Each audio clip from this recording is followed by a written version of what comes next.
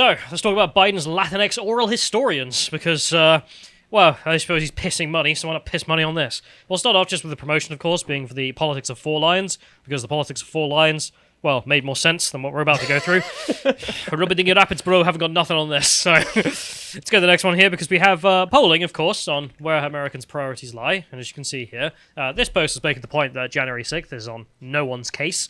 No one gives a toss about that. And do you care? No. Neither do I. The number one issue being inflation and economy. You know, one and the same there. Oh, you mean those things that immediately affect people's day-to-day lives? Yeah. And if we go to the next link here, you can see, of course, that American inflation is having a big cope. As you can see, The Economist, so maybe it's more like 6%. It's actually now 8.5 for the United States, so even this headline is out of date. Just checking before we started. If you go to the UK, of course, it's even worse, because we have 9.1.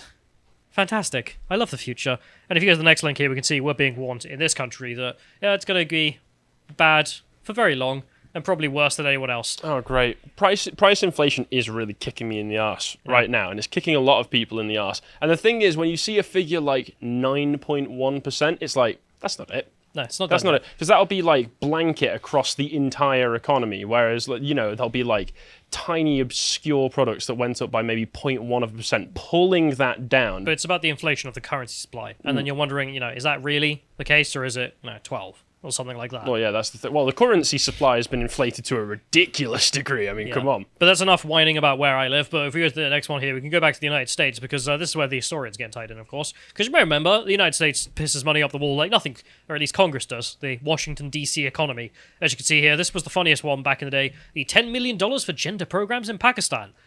Why does it keep coming back to the transes? Well, of course, the American government has to export it to everywhere else in the world that isn't mad. And how's the Pakistani Tavistock going? I think that probably went into someone's pocket. Let's hope. Oh, yeah. Because if it was spent on anything else, it's done some bad. So I honestly would hope that this money just got laundered somewhere rather than actually went to gender reassignment stuff at this point. I mean, if it just brought a bunch of Rolexes, I mean, some watchmakers are getting work out of it. Yeah, some guy is happy with his 10 watches, you know. But there's the American taxpayer paying the bill for God knows what, endlessly. And this was, of course, part of the COVID recovery plan, which, was desperately needed. But then there's a new one here, and this story caught my eye. And this one says $825,000 in American Rescue Plan funds went to oral historians researching anti-racism Latinx histories. Which, I know it's not the biggest amount in the world, especially when you think of it as a $2.5 trillion bill. Or the previous one, $1.5 trillion, which I'm sure had nothing to do with the inflation. You know, the mass printing of money.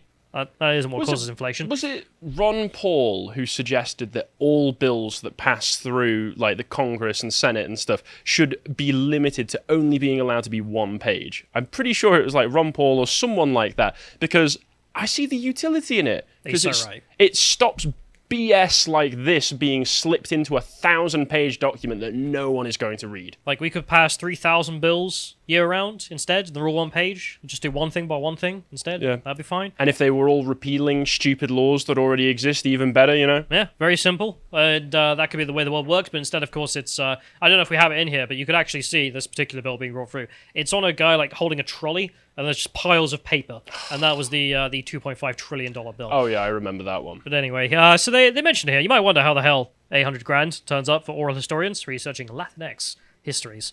A word that doesn't exist, either. I don't know if someone doesn't know, but there are endless memes from people from Latin America who are just like, yeah, no one uses that term. The Latinos hate it. Like, we think you're some kind of gringo if you ever say that, because there's something deeply wrong with you for bringing that up. Because, of course, it's Latino or Latina. So, hundreds of thousands taxpayer dollars from President Biden's $1.9 trillion COVID-19 relief package went towards, quote, under or unemployed oral historians. So people who didn't have a job. So just made up, I'm an oral historian.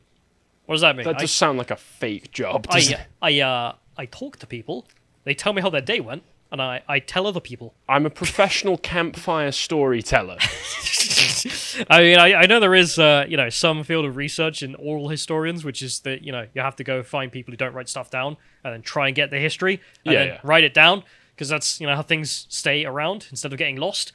But unemployed oral historians just sounds like someone who's unemployed. Yeah, I would assume it also means like researching history that's been transmitted through song and stuff like that as well. Such as American Latinos, but who can't write, presumably. If they already can't get a job, Why is the government bailing them out in particular? This is a really weird thing to specify. It's only money. You can always print more. Yeah, I suppose. Yeah, you're right. Fiat currency go brrr. It'll be the relief package for the unemployed oral historians and their research related to studies into anti-racism and indigenous and Latinx histories. I can't get over the fact they try and make Latinx still a thing.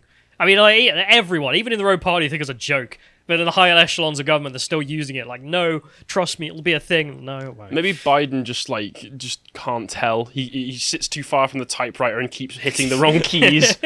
The American Rescue Plan Act, which Democrats passed in March 2021 without any Republican support, was billed by the Democratic Party as an economic necessity for getting the country through the COVID-19 pandemic. The National Endowment for the Humanities, which received $135 million from the plan, well, from the taxpayers, announced last October it had allocated $87.8 million in American Rescue Plan funds to nearly 300 cultural and educational institutions to help them recover from the economic impact of the pandemic, retrain and rehire workers, and reopen sites, facilities, and programs. So they decided to waste a bunch of that on rehiring people who didn't have a job to begin with in the oral historians of LA. Yep, and also recover from the economic impact of lockdowns, which the government instigated. Yeah. The Oral History Association, for instance, received $825,000 in American Rescue Plan funds for a grant-making project titled, quote, this is a big one, Diversifying Oral History Practice, a fellowship program for unemployed oral historians, which provided 11-year-long fellowships of $60,000 each for an oral historian from the communities which have been historically marginalized in the field, such as indigenous people, people of color, people with disabilities, and the working class people. I don't know, this seems like a really big insult, because you could argue oral historians for, like, you know, the white legs from Fallout New Vegas, or, you know, the Shawnee or whatever in real life, of course, but, you know, don't have a writing system, therefore they've got an oral history, okay, you listen, you write it down, thank you very much, and you leave, because you're done. You've got the written history now. But for the working class, who can't write, presumably, disabled people. I don't know. I'm from the north. I could believe it. People in the north, there's just an oral history of the north. We have no idea what really happened. Who are you about this up and down pub last night? There are no written records of the north for the last 2,000 years. There's whispers of something happening with the mines in the 80s, but that knowledge has been lost to the ages. I heard Thatcher came in and murdered all the children. Oh, she drowned them in milk or something? Yeah. She stole their milk, and then she force-fed it down their throats until they choked. At least that's what I was taught in school, through sing-song, of course. Apparently in America, the same thing. Disabled people also have no history. It's written down. That's just an oral history passed down through generations of disabled to other disableds, the disabled race. Yeah, I'm just going to suggest as well, just tentatively throw it out there, that historically marginalised in the field probably means no one cares. No one cares enough about whatever history they're peddling to hire them for anything. I mean, also the people of colour here being, of course, not white people, so black and Latino people. Well, I mean, I think they could write too. I don't know about you, but maybe they're talking about like Ezra Miller and his clear knowledge of Rastafarian history, for instance. Maybe, but they go on to list some of the recipients of these grants. So there's a recipient here who got 60 grand, who's called Elizabeth, known as Beth Castle, a Shawnee ancestored anti-racist educator, a long word for unemployed, to create a collaborative oral history of the fight against mineral and uranium mining in the Black Hills, the origins of the global indigenous movement, and the ongoing struggle to protect people who protect Mother Earth. Do you need an inhaler, mate? Yeah, that's her paper tile. That's the whole paper tile. Just bloody hell. Is a paragraph of just words. She's like, yeah, we try to defend our land. See, I think as well, this is like creating some pretty negative incentives for people, because normally I'd imagine most people see oral histories of that kind and they go, well, that's obviously useless. But now they see it and go, oh, the government's going to give me 60 grand a pop for a paper on this bollocks. But also, I hope these people have learned to write in between, you know, the Wild West and now. I feel like the oral history may not be that relevant anymore in the last 30 years. Like, it might die down a little bit. Yeah, there's also, of course... If there are oral historians watching this right now, by the way, please correct us for the stuff that we're probably getting wrong. Well, there are people who do work, and then there are people who are getting just 60 grand for the government to piss about, and I think these are ones. Yeah. Because also the description there, they're protecting Mother Earth. It's just like, okay, well, that's a red flag instantly, that you're these kind of people who think Like that... some kind of occultist or something. Yeah, I mean, I don't know what the Indian narrative is on Mother Earth. I don't think they have a singular one, but then just the Western perception that, like, the Earth is alive, it's literally Gaia, and we're harming her every time, you dig a sandcastle, and you've bruised her somehow. You're digging out part of her skull, you evil meanie. Yeah, but if we go to herself, because if we go to the next link here, if you can control F here, John, you want to look up Beth, and you'll find her and her big long title for what she got paid that 60 grand for. And as they say in here, solidarity in action, a collaboration, oral history of the fight against mineral and uranium mining in the Black Hills. Quote, the origin of global indigenous movement. I'm not going to do it. It just keeps going on. That's her title, very short.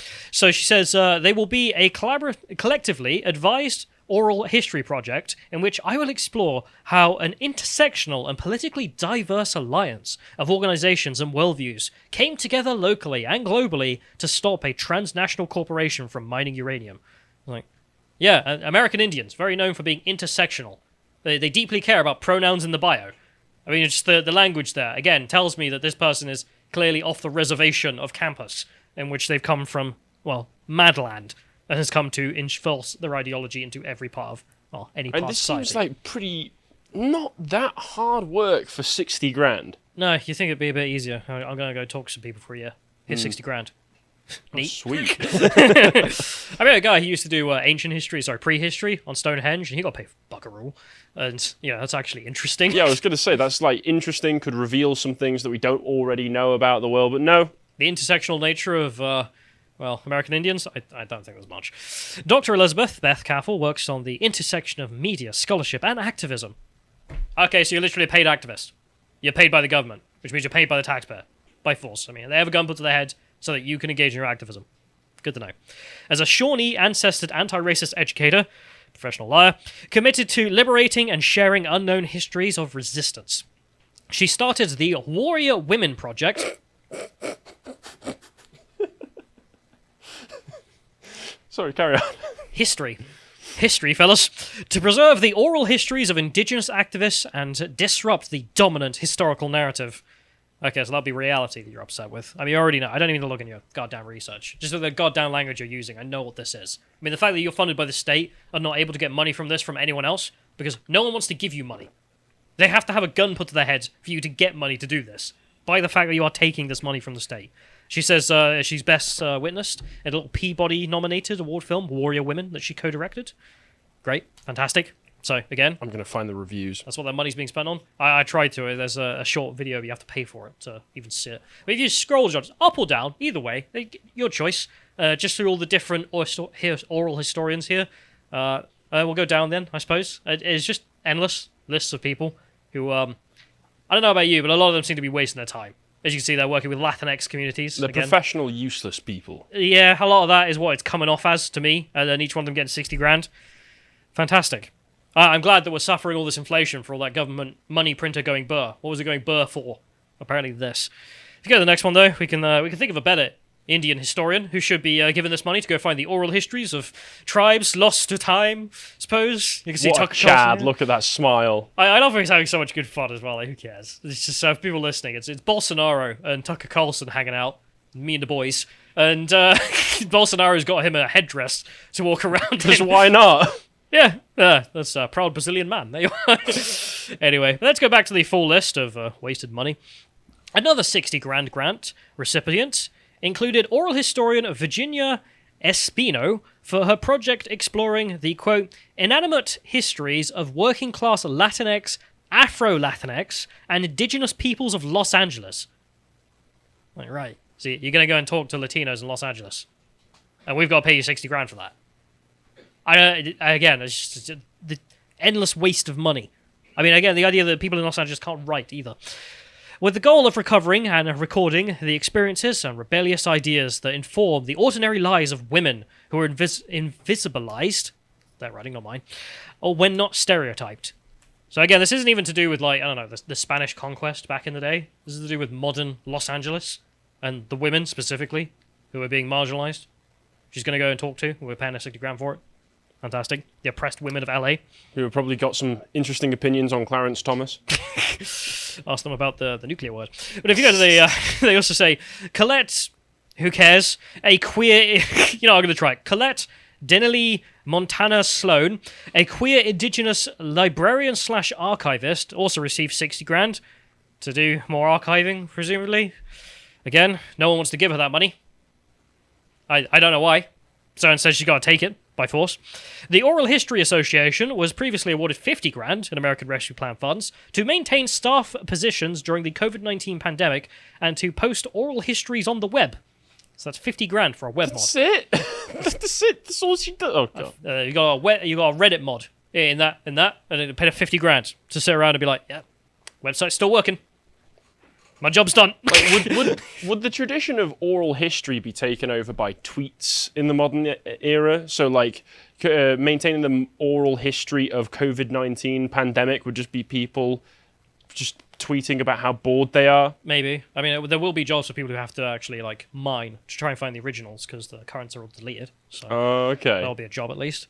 So they also say, it is just one of dozens of cultural and educational institutions that were awarded millions by the American Rescue Plan, and such programs pushing social and climate justice. For instance, the NEH awarded $50,000 in American Rescue funds to a non-profit organization in the Northern Mariana Islands, of course, called 500 Sails for reopening programs that teach indigenous canoe building.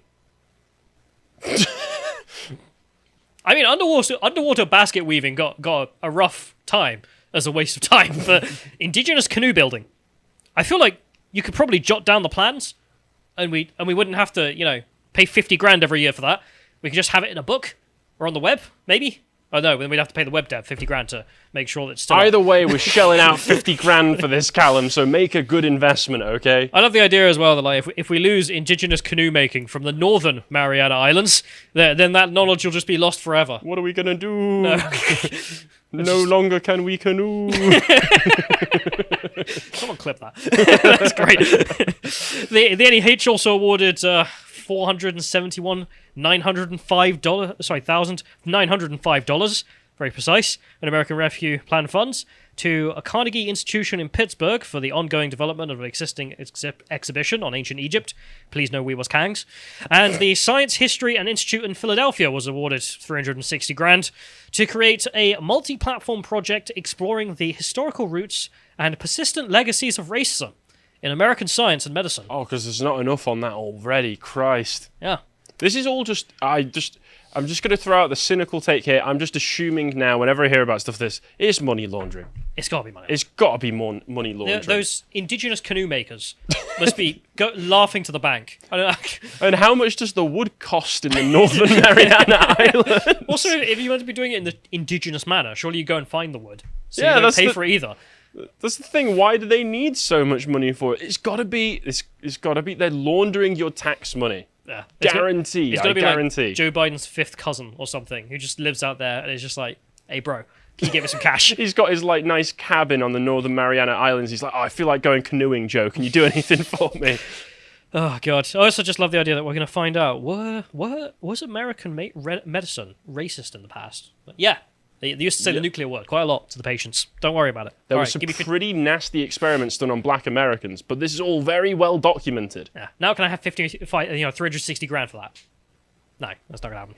They also go for the next one, which just getting back to the fact that all of this obviously contributes to the endless inflation that the US is now dealing with. There is the Federal Reserve's response, because of course they also went burr at one point. It's not just the federal government. And the leader here described the problem as being one of vaccination. Because people didn't get vaccinated fast enough. That's why we have inflation, is the Federal Reserve's opinion. I don't think they know how inflation works.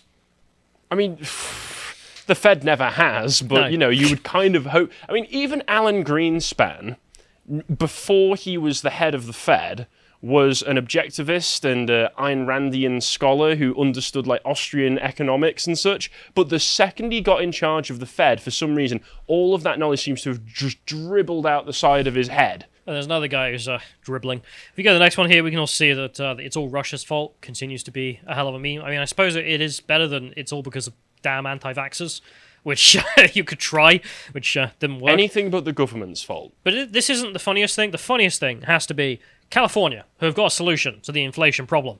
If you go to the next one here, they're going to give checks to everyone of $1,050 to deal with the inflation? The checks are going to be paid for by printing money. Because, of course, California doesn't have any money. They're broke. Hugely in debt. So where's the money coming from? Are they going to print it so that you can have $1,000 to deal with inflation? Don't worry. Don't worry about it, bro. And next year, when they print $2,000 each to deal with the it'll just work. Trust and then me, all next of this year just after works. that, when they give you the first $1 trillion bill, It's going to be going well. I mean, that's the funny thing. I mean, I remember I brought in those notes, and David Rearboy made the point, because I showed him it. And you got the $5 Zimbabwe note, and then the 100 trillion one I got. I never noticed, and he did immediately. He went, do you actually notice there's a year difference between the two? There is a year difference between people paying with $5 notes in Zimbabwe and 100 trillion. Oh, if you just look into the history of the hyperinflation in the Weimar Republic in Germany, like it is like that level. Could you imagine that? Like in January, you're paying with fivers, still everything's fine, and then by December, you are. The economy's gone. And there's stories from Weimar, Germany that I read, which was amazing, of a guy sitting down at a cafe, ordering himself a coffee. By the time the coffee gets to him, the price has doubled. Yeah. It's a real thing. Incredible. But if we go to the last one here, just, what's Joe Biden campaigning on at the moment, considering everyone's pretty pissed about the inflation? Here you go. Folks, let's get one thing straight. The ultra-MAGA agenda has always been about taking away women's rights in every single state. Could you just...